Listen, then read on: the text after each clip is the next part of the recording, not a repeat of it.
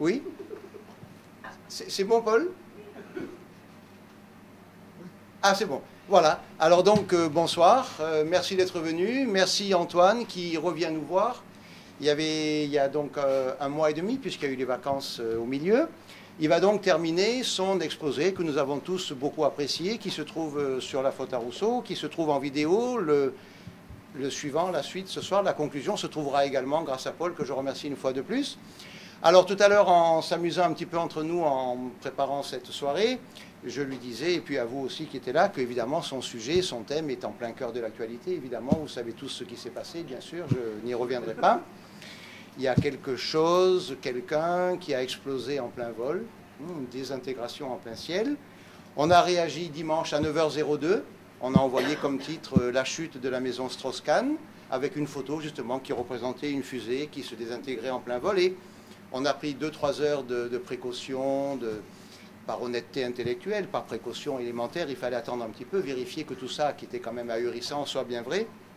Et à midi, on a envoyé une note d'une trentaine de lignes qui disait bien, je pense, politiquement, avec un P majuscule, c'est la seule réaction que nous avons voulu faire. Nous ne nous sommes pas placés du point de vue de la morale privée, du point de vue des attaques personnelles ou quoi. Et depuis, on n'en a plus reparlé parce qu'on a dit l'essentiel. L'essentiel, c'est quoi? Eh bien, c'est que justement, Antoine avait commencé pour nous en début avril ce sujet, eh bien, la mondialisation, le pape de la mondialisation, celui qui était en quelque sorte, on a écrit ce mot, celui qui était configuré pour représenter tout cela, eh bien, ça vient de se désintégrer sous nos yeux.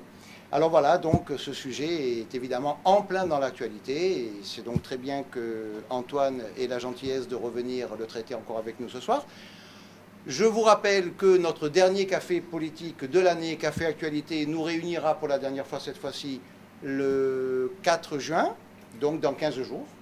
C'est Annie Laurent qui parlera d'un autre thème d'actualité, brûlant s'il en est, le monde arabo-musulman brûle-t-il. Voilà, ça sera la dernière fois pour cette année. Alors l'année prochaine, on recommencera. Cette fois-ci, ça sera le samedi. On a définitivement arrêté le mercredi. Ça sera aussi une seule fois par mois et non plus deux. On avait essayé, on en aura fait 11 cette année. On n'en fera plus que 9 l'an prochain. Le programme est déjà bien avancé. Vous verrez qu'il vous plaira, mais là, nous en reparlons. Alors, une dernière petite chose. Là, je le dis souvent, mais il faut quand même redire un peu les nouvelles, surtout quand elles sont assez bonnes, assez encourageantes et prometteuses. Alors, la toute première des choses que nous devons faire, à la faute à Rousseau, à la FRP, nous, les royalistes et tout, c'est de proposer des idées, avec un I majuscule, qui soit intelligente, qui soit pertinente, qui soit claire, cohérente et qui puisse donc être proposée à nos concitoyens et les réunir, les rassembler. C'est évidemment le tout premier travail pour tout le monde, pour Antoine, comme pour Alain quand tu es venu il y a un mois, un petit peu plus, etc. Mais si on peut voir que ces idées trouvent un public, ça fait quand même toujours plaisir. Donc, on en a parlé ce matin, les téléchargements sur le site où nous déposons nos vidéos, qui s'appelle Vimeo, eh bien, sont en train d'atteindre le 100 millième. Alors là, ça devient quand même quelque chose, ça devient quand même un chiffre dont il ne faut absolument pas se satisfaire. Mais c'est le signe que, bon, il y a quand même, de ce point de vue-là, voilà un petit quelque chose qui marche, on le dit tout simplement. Quant à ces vidéos du Café Politique, eh bien, on voit avec plaisir que leur progression continue, et celle d'Antoine ne déroge pas à la règle. Vous savez qu'il y a entre 1500 et 2000 pour chaque Café Actualité, 1500 et 2000 téléchargements du code Embed. Alors pour ceux qui ne le sauraient pas, je vais être très bref, c'est ce qui permet pour un site ou pour un blog de mettre comme un écran de télévision sur votre site et que vos lecteurs puissent lire une conférence de qui que ce soit. En l'occurrence ce soir Antoine, dont le dernier exposé est pour l'instant à 1600 et quelques téléchargements du code Embed. Voilà tout ce que je voulais vous dire. Je ne souhaite pas être plus long. Antoine, en te remerciant d'être revenu, tu nous as fait très plaisir la première fois et nous sommes certains que tu vas continuer. La parole est à toi. Je n'évoquerai pas directement la désintégration de la fusée DSK, mais j'évoquerai plus sérieusement, j'allais dire, au-delà de l'actualité qui le concerne, la désintégration en cours du projet de mondialisation. Il est en train de s'effondrer sous nos yeux et tout ce que j'ai essayé de faire... Vous entendez là, monsieur? Est-ce qu'on se trompe pas de mots? C'est pas du mondialisme dont vous voulez parler? Parce qu'un mondialisation, c'est de l'économie. Et le mondialisme, c'est gouvernement mondial. Oui, vous avez tout à fait raison, mais... Parce que la mondialisation, c'est sur les entreprises qui partent à droite et à gauche pour chercher, si vous voulez, un arbre fiscal. Mais la racine, si vous voulez... C'est pas la même chose. Hein. Non, mais... Excusez-moi de vous interrompre. Le facteur essentiel de développement de la mondialisation, c'est le mondialisme économique. Et c'est celui-là qui est en train d'exploser. La raison pour laquelle, mais nous le verrons tout à l'heure, si vous voulez, dans l'historique de cette utopie, nous verrons que c'est à partir de la chute du mur de Berlin, que véritablement on a une accélération du phénomène qui est conduit à l'état des lieux actuels. La dernière fois, nous nous étions arrêtés à la description du parcours accompli entre 2008 et 2010, qui comportait 6 étapes, traduisant très clairement non seulement la panique, c'est-à-dire l'effondrement d'un système de référence, d'un cadre jusque-là considéré comme immuable, mais surtout l'impuissance des politiques. Après avoir réagi en urgence, dans une vision très court-termiste, comme d'habitude, en noyant les problèmes sous un flot de liquidités pour sauver les banques et le système financier, les puissances politiques ont assuré la transformation, vous le savez, des dettes financières, des dettes bancaires, des dettes privées en dettes publiques. Mais la défaite des États par les marchés ne doit surtout pas faire croire que le triomphe des derniers, c'est-à-dire des marchés contre les gouvernements, s'est produit à l'issue d'un combat acharné. Bien au contraire, les États se sont couchés après quelques rodomontades médiatiques, car ils n'avaient plus le choix. Si j'ai la dernière fois cédé à l'impérieuse nécessité d'une très longue introduction visant à démontrer l'enchaînement causal qui conduit nécessairement à cette disparition du politique, c'est bien pour mieux faire comprendre que l'État n'est plus désormais que l'outil de la dissolution de la société, s'étant mis, suivant une formule d'Hervé Juvin, au service de la finance et de l'économie contre la société. On a donc, nous le verrons en conclusion, dans la configuration actuelle, une césure qui est en train de s'opérer à la fois d'un côté entre l'État, les financiers, l'économie et la société.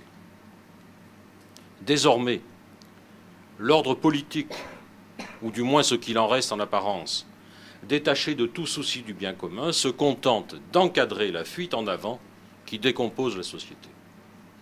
Pour ce soir, je vous propose donc successivement, dans le prolongement de la dernière intervention, de procéder à une photographie de l'état des lieux, des lézardes et des craquements désormais apparents, pour passer ensuite en revue les divers éléments nombreux de division et de discorde qui marquent la fin du processus de mondialisation et les retours encore voilés, mais pas toujours, au protectionnisme.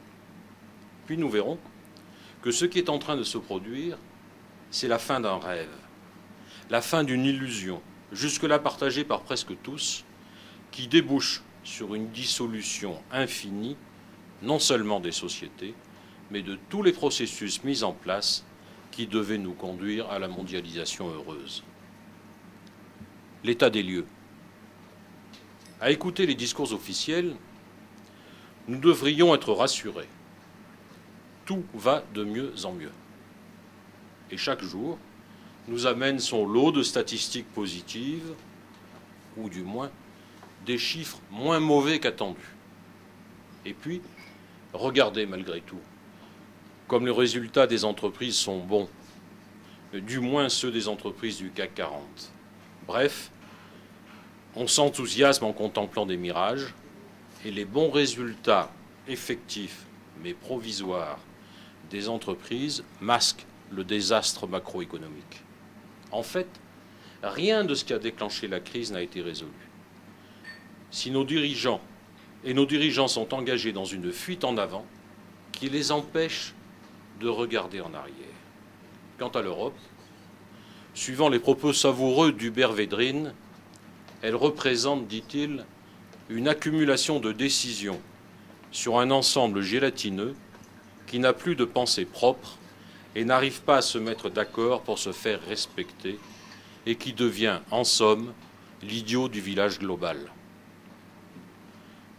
Beaucoup d'analystes sont persuadés de la pertinence des cycles longs, vous savez, on l'avait rapidement évoqué la dernière fois, de Kondratiev, cet économiste russe qui avait exprimé l'idée que l'économie obéissait à des cycles longs, d'une durée de 40 à 60 ans, voire un peu plus court, partagés en une phase ascendante et une phase descendante. Le dernier cycle est celui qui a connu une période d'ascendance forte entre 1945 et 1970, puis une chute entre 1970 et 1990, suivi d'un nouveau, actuel, dont la phase ascendante court sensiblement de 1990 à 2007-2008 et qui devrait donc être très logiquement suivi d'une phase descendante importante. À la suite de la crise, beaucoup se sont posé la question de savoir pourquoi aucune banque, aucun dirigeant des grandes institutions financières n'avait été mis en cause quant à leur responsabilité directe dans cette crise. Il serait trop simple et surtout très contre-productif de penser que les économistes, les politiques et les institutions financières ont contribué sciemment à installer un système de prédation d'un niveau jusque-là inconnu. Et puis, vous le savez, too big to fail.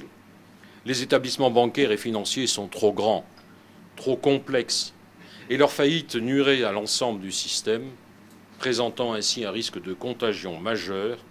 Ils jouissent donc en fait d'une garantie d'État, c'est-à-dire que le risque majeur a été transféré aux États. Et de la même manière, cette impunité s'est étendue aux hedge funds, qui sont par nature prédateurs, peu soucieux de finalités proprement économiques, leur seul but, suivant leur définition, étant d'accumuler du cash, de capter à l'aide de logiciels sophistiqués les incohérences de marché pour les mettre à profit. Ces opérateurs sont toujours en action et contribuent non seulement à la volatilité des marchés, mais surtout à ériger la spéculation en mode normal de gestion, sans avoir à se soucier des dégâts collatéraux économiques dont ils sont la cause principale. Dans un rapport de la commission créée par Barack Obama pour examiner les causes de la crise, Goldman Sachs est très clairement accusé d'avoir diffusé très activement des produits toxiques et les agences de notation d'avoir été complices de cette diffusion.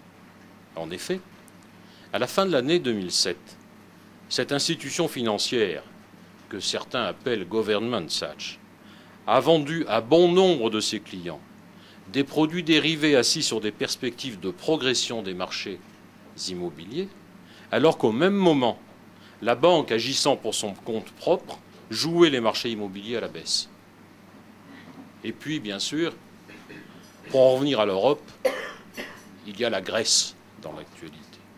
La Grèce et les amateurs de casinos.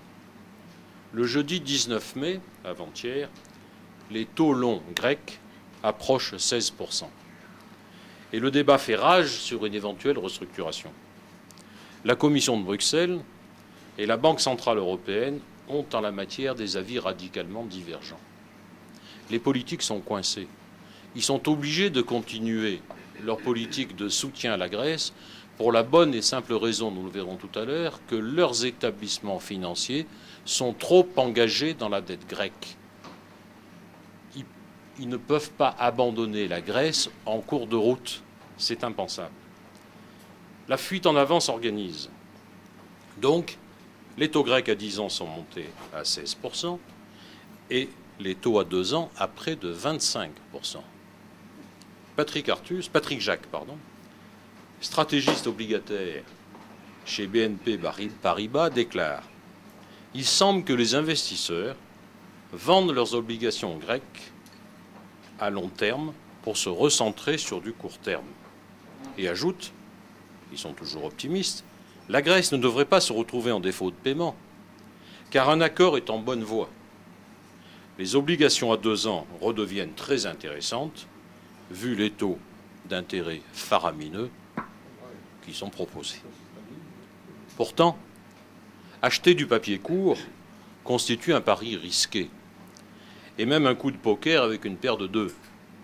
Pour reprendre l'expression d'un responsable du crédit hypothécaire de Goldman Sachs, celui qui parviendra à fourguer du 2 ans grec à un pigeon mérite une prime. Malheureusement, les pigeons existent.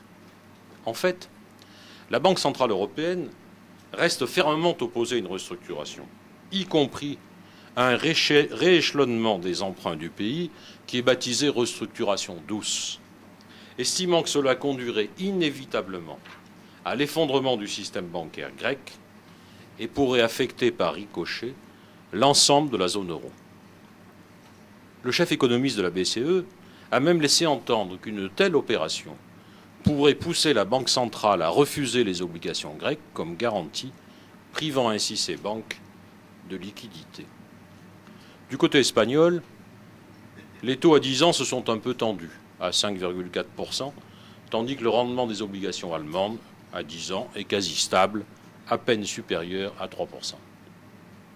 Pour en venir à la Grèce, les conséquences d'une inévitable restructuration de sa dette entraîneraient vraisemblablement la faillite d'un secteur financier gavé de dettes publiques à risque. Banques et caisses de retraite grecques détiennent en effet environ 1/3 du total de la dette obligataire grecque. Et bien entendu, si les banques du pays s'effondrent, l'État devra renflouer le système bancaire comme en Irlande. Mais en fait, ce qui inquiète le plus ses voisins européens serait l'effet de contagion. Si la Grèce restructure, il est probable que le Portugal et l'Irlande l'imitent. Les marchés ne croient pas à Athènes capable de rembourser l'intégralité de sa dette astronomique qui va atteindre 340 milliards d'euros, soit 150% de son produit intérieur brut à la fin de l'année. Sur ce total, les banques françaises détiennent 98 milliards d'euros et les banques allemandes 72 milliards d'euros, avec une répartition à peu près équivalente d'1/3 d'emprunts d'État et 2/3 d'émissions du secteur privé. C'est bien la raison pour laquelle la note du Crédit Agricole vient récemment d'être dégradée, compte tenu de ses engagements sur la dette grecque. Notons au passage que le phénomène n'atteindrait pas uniquement les banques, mais également les compagnies d'assurance. En cas de restructuration, les assureurs seront en première ligne. Et si la note de Groupama a été récemment dégradée, c'est en raison de son exposition à hauteur de 2 milliards d'euros sur la dette grecque. En définitive, comme le dit Étienne Gorgeon, directeur de la gestion taux et crédit au sein d'Edmond de Rothschild Investment Managers, nous sommes dans une spirale où rien ne s'améliore. Plus on coupe, plus ça déprime l'économie. Plus ça déprime l'économie, plus il faut couper. Cela va faire un moment que l'économie est en récession. Ce qui explique que les contestations au sein de la population soient de plus en plus vives. Aux États-Unis, les pouvoirs publics inondent les marchés d'argent facile, politique qui affaiblit le marché de la dette souveraine et provoque des reports sur l'or notamment. Ce qu'il faut savoir, c'est que les choses sont en train de changer quant à la composition de la dette. En effet, 70% des émissions obligataires souveraines américaines sont achetées par la Fed à coût de planche à billets. C'est la Fed qui finance ainsi la dette américaine, et Bernanke signe des chèques sans sourciller depuis des mois, des chèques en bois, des chèques en monnaie de singe. Et on apprenait, il y a quelques jours, que la Chine a été vendeur de titres américains pendant 5 mois d'affilée. Le mois dernier, l'ancien conseiller de la Banque centrale chinoise, Yu Yongling, a déclaré que la Chine devrait cesser d'acheter des bons du Trésor parce que les États-Unis pourraient un jour être en faillite. Beaucoup de raisons peuvent expliquer la perte de confiance des Chinois.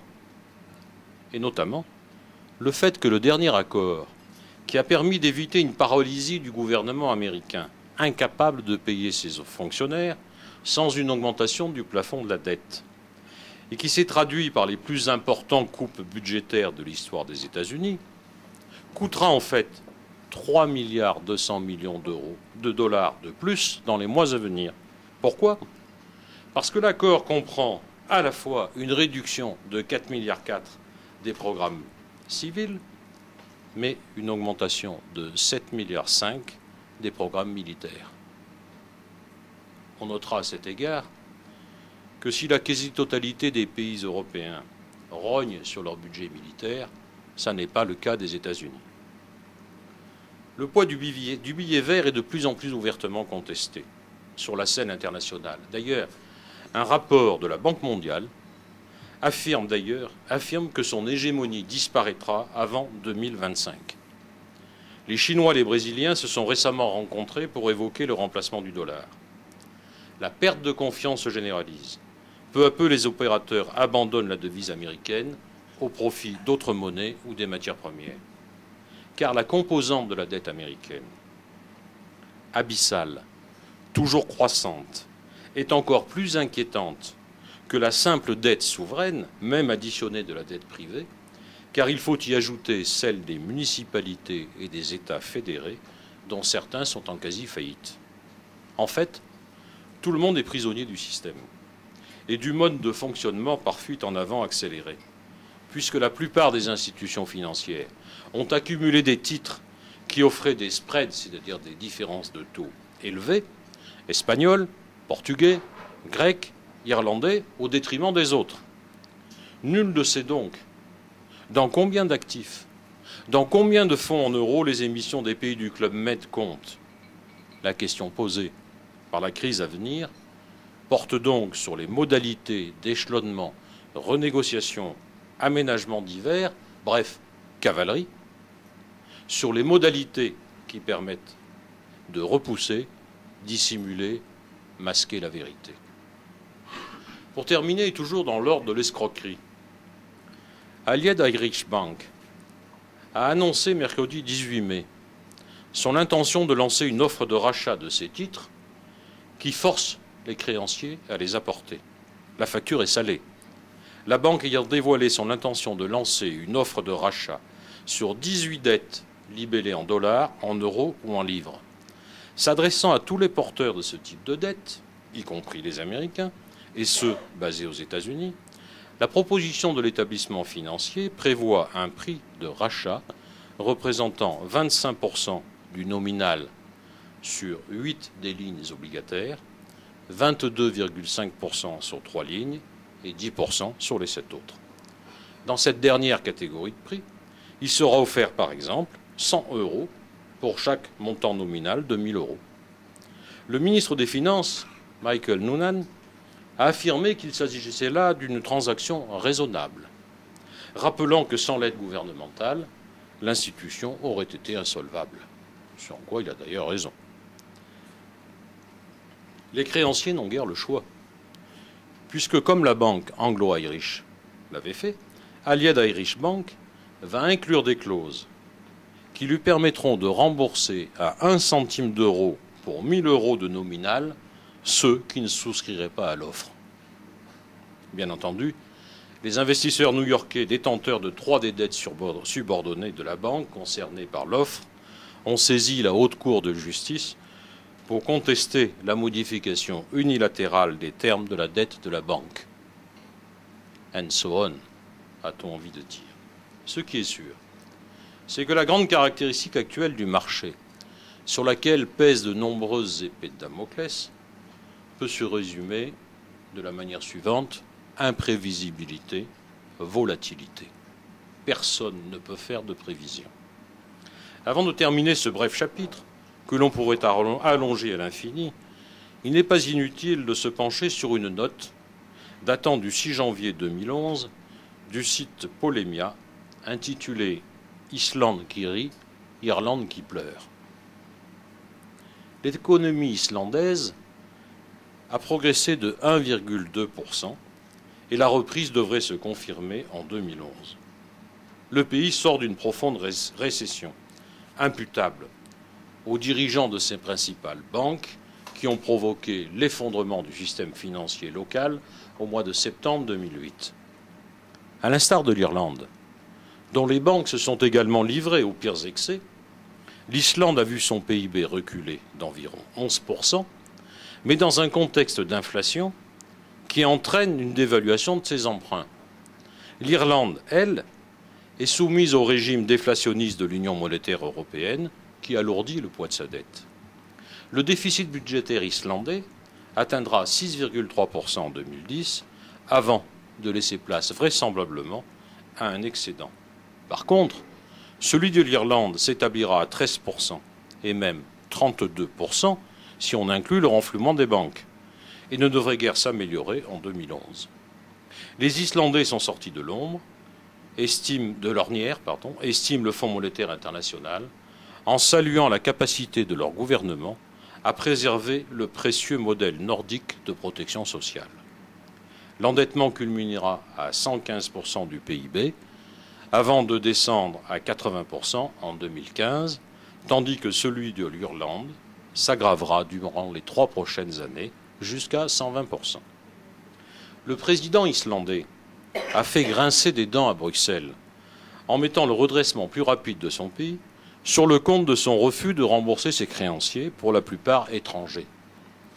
La différence, dit-il, c'est qu'en Islande, nous avons laissé les banques faire faillite. C'étaient des institutions privées. Nous n'y avons pas injecté d'argent pour les maintenir à flot. L'État n'a pas à assumer cette responsabilité. Selon le prix Nobel d'économie Paul Krugman, l'Islande s'est relevée plus vite parce qu'elle n'a jamais adopté l'euro. Elle a fortement dévalué sa monnaie, imposé un contrôle des capitaux. Il s'est alors passé quelque chose d'étrange. Bien qu'elle ait traversé la pire crise financière de son histoire, elle a été bien moins lourdement sanctionnée que d'autres nations. 2 ans plus tard, la couronne islandaise a perdu 30%, les fonderies d'aluminium tournent à plein pour satisfaire la demande étrangère, tandis que les produits locaux ont remplacé les légumes exotiques et autres tomates de serre importées. Bien entendu, il serait malhonnête de ne pas souligner que par référendum, les Islandais ont refusé d'honorer la dette de leur banque, qui équivalait à près de 900% de son PIB. L'état des lieux. Et maintenant, l'état du retour du protectionnisme, des luttes et des lézardes dans le système. Car l'histoire revient. La fusion des êtres humains dans une communauté globale, cauchemar du meilleur des mondes, semble s'éloigner. Les désordres sont multiples et la situation tout à fait chaotique. Wilhelm Hanckel, économiste et universitaire allemand, envisage sans état d'âme, il n'est pas le seul, la dislocation de la zone euro. L'Allemagne se protège derrière sa loi fondamentale, qui lui conserve, vous le savez, son indépendance, à l'égard des diktats de Bruxelles. Nous l'avons vu. Pour la Grèce, l'austérité mène le système au désastre, car sa logique, sa colonne vertébrale, c'est la croissance. Privé de ce carburant, il tombe en panne et connaît le retour des affrontements, guerre des monnaies, guerre d'échange, dévaluation compétitive. Plus la croissance est faible, plus le désordre géopolitique s'accroît. Or, nous n'avons rien de mieux comme perspective qu'une croissance molle confrontée à la fin de l'augmentation de l'endettement privé et à la fin de l'endettement public indéfini des États. Si la période 80-2007 a été celle de l'ordre mondial américain, aujourd'hui, le monde est polycentré, multipolaire, et la situation est source de tensions entre les nations qui redéfinissent leur hiérarchie. Jacques Attali. La crise sera-t-elle une crise longue dont seule une guerre mondiale fournira l'issue? William Beveridge. Le seul remède souverain que le capitalisme ait jamais découvert contre le chômage, c'est la guerre. Paul Volcker avait affirmé le 10 octobre 2010 « Le système financier international est mort ». toute l'actualité récente exprime les inquiétudes devant cette dislocation. Lors d'une réunion du comité monétaire et financier du Fonds monétaire international, samedi 16 avril, les pays membres se sont employés à tenter de surmonter leurs divergences sur l'économie mondiale, reconnaissant que les poussées inflationnistes dans les économies émergentes comportaient un risque pour les pays avancés. Les 187 nations du FMI ont admis la gravité des flux de capitaux massifs qui se déplacent à des fins spéculatives vers les pays en développement, alimentant la croissance, mais aussi l'inflation. Lorsque l'inflation augmente dans les marchés émergents, le problème ne concerne pas seulement ces marchés, mais c'est une inflation mondiale et sans doute un problème de taux d'intérêt, a déclaré le ministre des Finances de Singapour. Conscient de la vive opposition de certains pays émergents à toute tentative d'encadrement de leur gestion des flux de capitaux, les membres du FMI ont estimé que les politiques nationales qui conduisent les investisseurs en quête de profits élevés à orienter massivement des fonds vers d'autres pays émergents, exportant au passage de l'inflation, devaient également faire l'objet d'une surveillance. Dans le scénario évoqué, l'inflation dans le monde en développement se propagerait aux économies riches qui ploient déjà sous les déficits massifs. Cette généralisation de l'inflation, susceptible d'entraîner une crise obligataire, renchérirait le coût des emprunts, menacerait la reprise économique mondiale. C'est ainsi, et la nouvelle est pratiquement passée inaperçue, que le FMI a approuvé au début du mois d'avril le recours à des contrôles des flux de capitaux, longtemps considérés comme une hérésie par le libéralisme économique. Toutefois, si les pays dits développés souhaitent établir un cadre qui surveillerait l'utilisation de ces flux de capitaux, les pays émergents s'y opposent formellement. Comme le dit le ministre brésilien des Finances, non sans humour, paradoxalement, certains des pays qui sont responsables de la plus grave crise depuis la Grande Dépression et qui n'ont pas encore réglé leurs propres problèmes montrent de l'empressement à prescrire des codes de conduite au reste du monde. On notera d'ailleurs que le Brésil est au nombre des pays qui ont eu recours à des taxes pour freiner les entrées massives de capitaux. Mais ces taux d'intérêt brésiliens sont parmi les plus élevés du monde, près de 12%, et bien entendu, ils sont destinés à refroidir la surchauffe, mais par une mécanique inverse, ils attirent au final, compte tenu de la rémunération, encore plus de capitaux étrangers. Toujours dans l'ordre du retour du protectionnisme, ce mois-ci, une révolution tranquille semble s'être opérée du côté de Bruxelles et de la politique commerciale européenne, pourtant bastion du libre-échange depuis les années 60. Il s'agit de procéder à une opération de toilettage du système dit des préférences généralisées. Jusque-là, 176 pays en bénéficient, leur permettant d'exporter leurs biens vers l'Union européenne sans droit de douane à des conditions très favorables. Il s'agirait donc de ramener ce nombre à 80, et notamment de sortir du champ de ces préférences des pays comme la Russie, le Brésil, la Chine, l'Inde et la Thaïlande, dont le commissaire au commerce du FMI dit à juste titre qu'ils n'ont plus besoin de ces préférences pour maintenir et confirmer leur succès. Cela dit, ne vous affolez pas, les choses allant toujours très lentement, le nouveau régime de préférence n'entrera en vigueur au plus tôt que le 1er janvier 2014, s'il est approuvé par les ministres des 27 et par le Parlement européen. Ce n'est qu'alors que nous connaîtrons la liste définitive des bénéficiaires. Cette réforme intervient au moment où Paris, de son côté, veut promouvoir le concept de réciprocité dans le commerce international. Yvon Jacob, ambassadeur de l'industrie, doit remettre le 10 juin un rapport sur le sujet qui serait, paraît-il, très critique vis-à-vis de l'Organisation mondiale du commerce. Un article récent de la Tribune avait pour titre « Le grand retour du protectionnisme ». Dans cet article du journal, qui date de la fin du mois de novembre 2010, L'enquête était intitulée « Le protectionnisme menace de faire son grand retour dans le monde ». Sur fond de guerre des monnaies et de reprise molle en Europe et aux États-Unis, les velléités protectionnistes s'expriment de plus en plus ouvertement. Tel était le début de l'article. Chasser le protectionnisme, il revient au galop.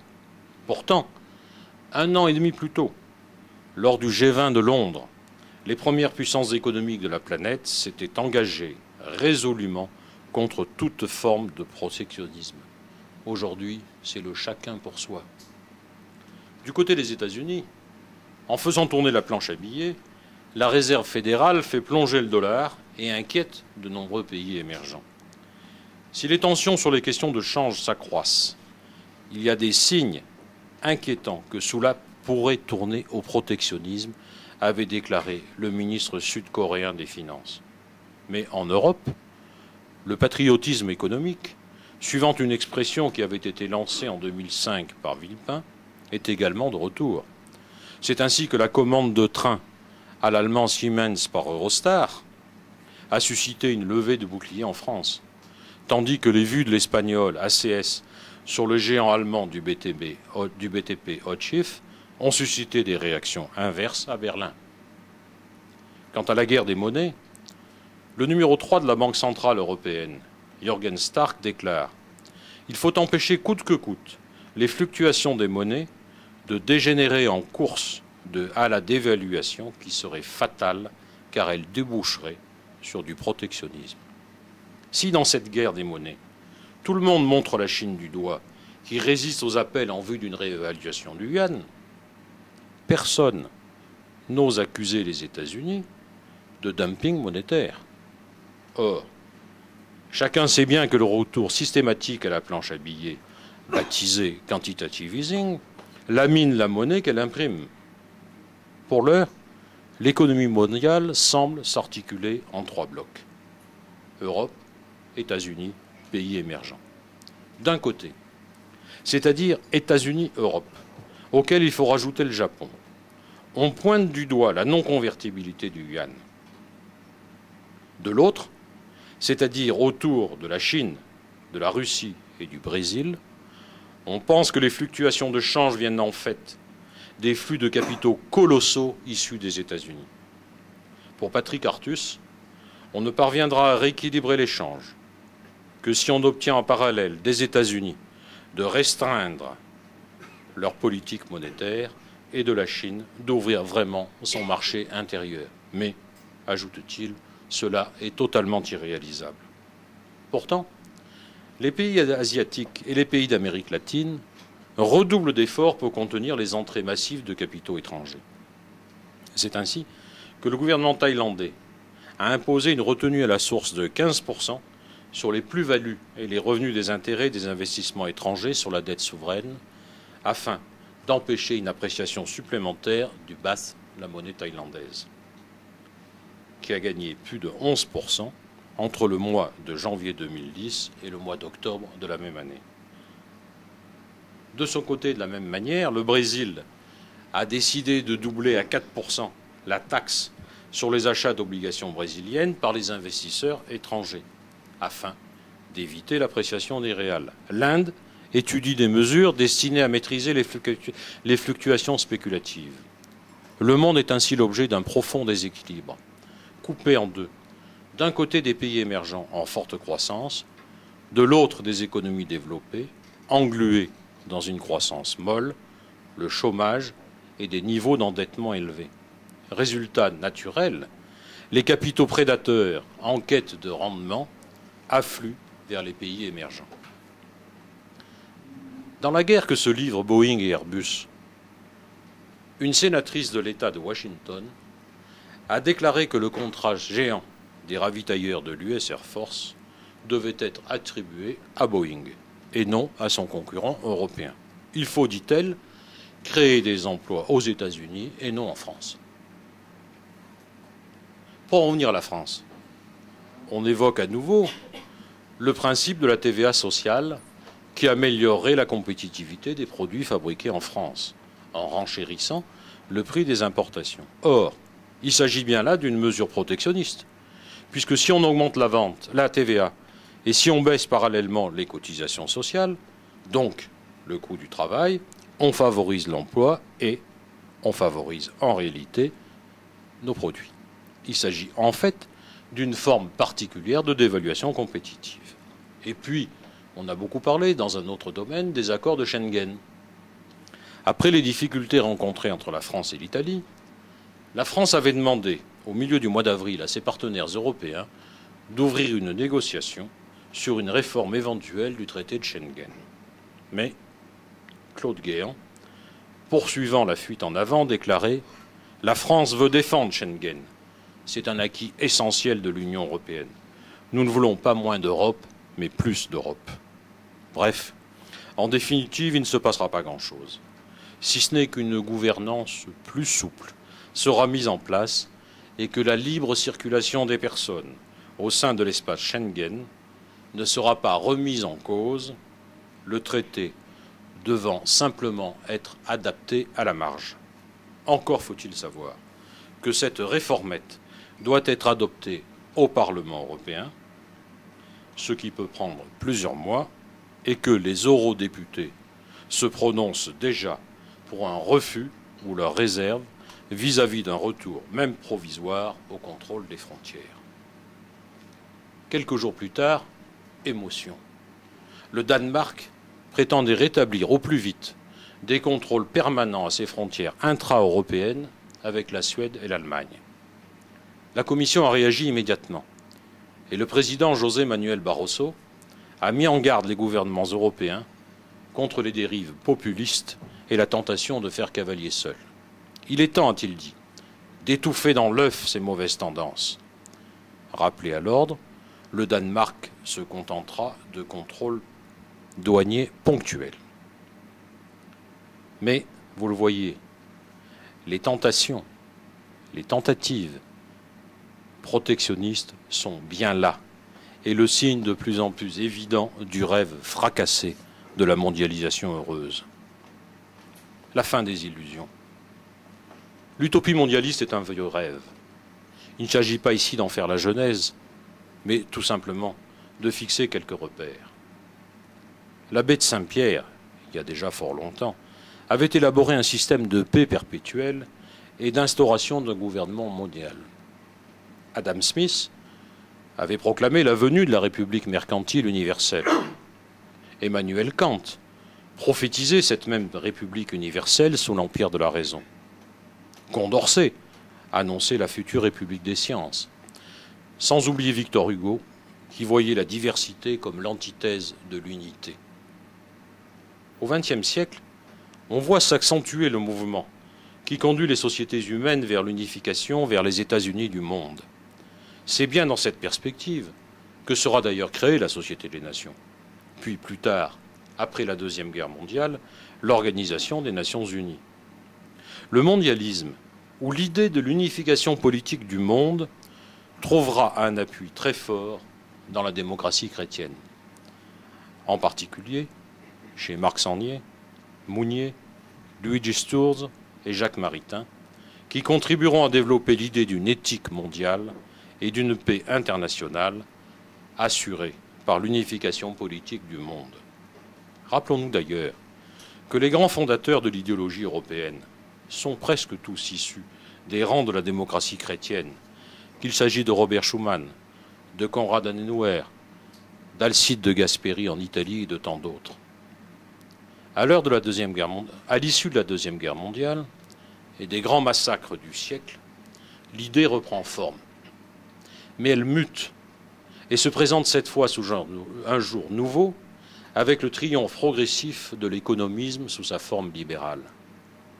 Et le grand saut sera accompli, bien entendu, avec la chute du mur de Berlin. C'est à ce moment-là que, dans le droit fil de la pensée de Hegel, Francis Fukuyama reprend la version de la fin de l'histoire et de la victoire définitive du système politique démocratique fondé sur les mécanismes de marché qui vont permettre enfin aux sociétés humaines d'accéder véritablement à l'humanité en sortant de l'histoire.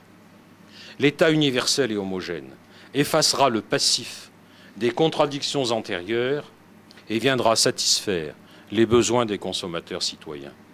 Le marché va réussir là où ont échoué les grands empires et les religions fondatrices. Mais la paix n'est possible que si l'on renonce à aborder quelque discours de vérité que ce soit, en rejetant l'idée comme un résidu métaphysique incompatible avec la modernité. Se développe alors un imaginaire du post-national, avec un éloge systématique de la déterritorialisation sur fond de disparition de l'État-nation. La fin de l'idéologie est remplacée par l'idéologie universelle du marché, des droits de l'homme et de la démocratie. Mais, bien entendu, le triomphe de la raison économique, la raison des raisons, cette fois véritablement scientifique, n'est possible que si l'on parvient à dissoudre les formes et les structures qui liaient l'individu et le collectif, les communautés en société et les sociétés en système politique, car c'est là le préalable au régime de croissance infinie et à la paix mondiale. Le triomphe de la raison économique, c'est en fait la version laïcisée de la théodicée optimiste lancée par Adam Smith au XVIIIe siècle. L'idéologie européenne, celle d'une Europe sans frontières, simple préalable à l'unification du monde, en est une parfaite expression. Et ne nous y trompons pas, le fait de ne pas lui fixer de frontières est un élément essentiel, constitutif de son idéologie. Comme le rappelle Étienne Balibar, du point de vue de l'idéal européen, il est impossible de fixer des frontières. Cet idéal, Jürgen Habermas le définit très bien. Être attaché à la démocratie, aux libertés qu'elle offre, aux mécanismes de délibération des lois qu'elle met en œuvre, voilà l'horizon dans lequel devraient se projeter les individus, au lieu de s'attacher à un sol, à un drapeau, à des coutumes, à un pathos identitaire qui ne font que les enfoncer dans le particularisme et encouragent la haine. Voilà parfaitement défini une citoyenneté et un patriotisme post-national. En 1983 déjà, Theodore Levitt, rédacteur en chef de la Harvard Business Review, avait déclaré « Loin de nous est le temps des différences régionales ou nationales. Les différences dues à la culture, aux normes, aux structures sont des vestiges du passé. La convergence, tendance de toute chose à devenir comme les autres, pousse le marché vers une communauté globale. » Ce nouveau millénarisme de la démocratie globale et de l'unification par le marché est d'ailleurs bien celui du Forum mondial de l'économie qui se déroule à Davos, en Suisse. C'est d'ailleurs l'année même de l'effondrement du mur que ce forum apparaît. Ce club se targue de rassembler les 1000 premières compagnies globales et s'est doté d'un conseil de 12 membres, vous voyez toute la symbolique, appartenant au monde des affaires et de la finance. À Davos, tout se décline au global. Et l'esprit de Davos se définit comme la quête d'un monde rendu définitivement pacifique grâce aux affaires. Et la démocratie. La démocratie ne représente plus qu'une procédure parmi d'autres de résolution des conflits qu'engendre le fonctionnement du système. Et sa valeur n'est plus jugée d'ailleurs à sa capacité d'orienter normativement la société, mais seulement à celle d'assurer le consensus face au changement. Tel est le constat de Dominique Schnapper dans son ouvrage « La démocratie providentielle ». Innombrables sont d'ailleurs les ouvrages consacrés aujourd'hui aux dérives, aux maladies, aux pathologies de la démocratie. Dans ses essais sur le politique, Claude Lefort affirme « La démocratie inaugure une histoire dans laquelle les hommes font l'épreuve d'une indétermination dernière quant au fondement du pouvoir, de la loi et du savoir, et au fondement de la relation de l'un avec l'autre sur tous les registres de la vie sociale. » Aujourd'hui, privée d'ennemis, elle révèle le vide et le néant qu'elle habille de sentiments et d'aspirations diffuses. Elle exprime pleinement sa nature antipolitique et sa puissance centrifuge, se révélant pleinement comme l'utopie politique de la sortie du politique. Et c'est précisément au moment où elle se révèle, où elle révèle pleinement son impuissance, que les vieux barbons républicains s'en félicitent, comme ce fut le cas récemment de Luc Ferry, qui affirme dans un article du Figaro du 24 mars 2011 « Ce qui est frappant, c'est que les valeurs démocratiques s'imposent chaque jour davantage au niveau mondial comme les seules légitimes, bien plus, comme les seules imaginables. Ceux dont témoignent, faut-il le dire, de manière admirable, les récentes résolutions de l'ONU. À cela, il est une raison de fond, essentielle ou structurelle, qui échappe aux aléas de l'histoire. La démocratie n'est pas occidentale, elle est humaine, elle n'est pas particulière, elle est universelle, tout simplement parce qu'elle est le seul mode de gouvernement qui convienne à des peuples adultes. Les valeurs humanistes et démocratiques apparaissent comme un horizon indépassable. Tout autre régime faisant figure de régression. De Santiago à Tripoli, en passant par Moscou, l'histoire moderne tourne à l'avantage du principe démocratique. Ce qui est en fait frappant dans ce texte, c'est que nulle part la démocratie n'est évoquée comme un régime politique, mais toujours comme un catalogue de valeurs humanistes, universelles.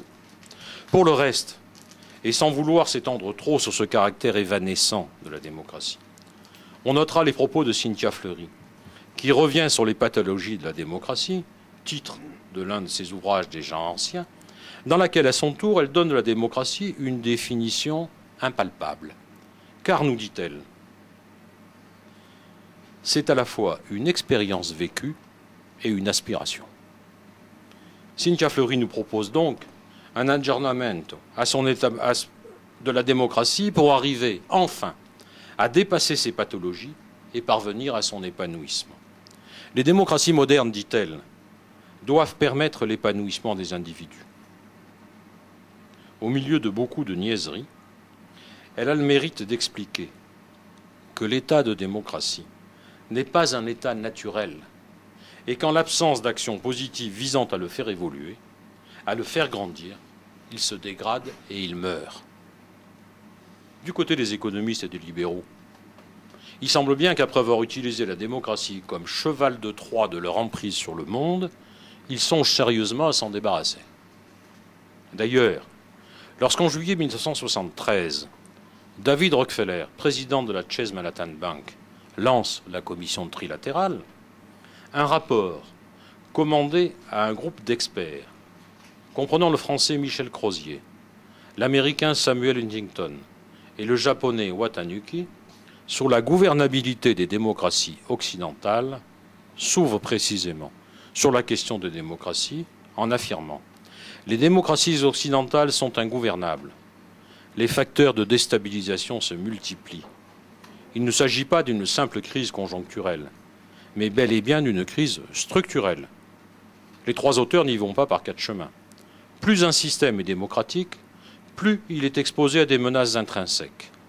Au cours des années récentes, le fonctionnement des démocraties semble incontestablement avoir provoqué un effondrement des moyens traditionnels de contrôle social, de délégitimation de l'autorité publique et des autres formes d'autorité, et une surcharge d'exigences adressées au gouvernement, exigences qui excèdent largement leur capacité à les satisfaire. Pour en sortir et interdire le suicide de la démocratie, il faut bien reconnaître qu'il y a des limites potentiellement désirables à l'extension indéfinie de la démocratie politique. Que conclure? Nous voilà orphelins, à un moment de l'histoire qui nous a jetés sur les rives d'un territoire inconnu, car nous sommes sortis en réalité de 5 à 6 000 ans de liens religieux. Au-dessus de nous, plus rien. Nous sommes désormais seuls auteurs de nos liens, de nos valeurs, de nos choix. Et cette insupportable liberté, privée de tout ancrage, se retrouve en faisant de nous, suivant la belle expression de Philippe Muret, de perpétuels mutins de panurge, gavés et distraits. Mais le veau d'or ne tient pas ses promesses et n'a plus qu'un clergé sans fidèles auquel il est interdit de poser des questions. Car par-dessus tout, pèse à nouveau un fatum, une fatalité. Nous n'avons pas le choix. Les idéaux anciens ont été détruits et nous avons conscience que de nouveaux idéaux ne peuvent pas naître. La société dans laquelle nous sommes est celle du triomphe sans partage de l'esprit bourgeois, ennemi naturel de toute espèce de sacré, qui a vaincu le communisme au nom de la démocratie et la pensée religieuse au nom de la modernité. Ni transcendance, ni révolution. Voilà un conservatisme despotique qui efface totalement toute idée d'autres possibilités terrestres et de toute réalité céleste. Mais cette société ne survivait en fait que par un recours permanent aux réserves de tradition, sur la négation desquelles elle s'est pourtant édifiée. Les réserves sont désormais épuisées. Elles tournent à vide. Il est grand temps de redécouvrir les idées traditionnelles, à partir d'une position qui n'est pas une position de défense, mais de révolte. Car ce qui est en crise aujourd'hui, ce sont précisément les principes qui sont au fondement de la critique des idées traditionnelles.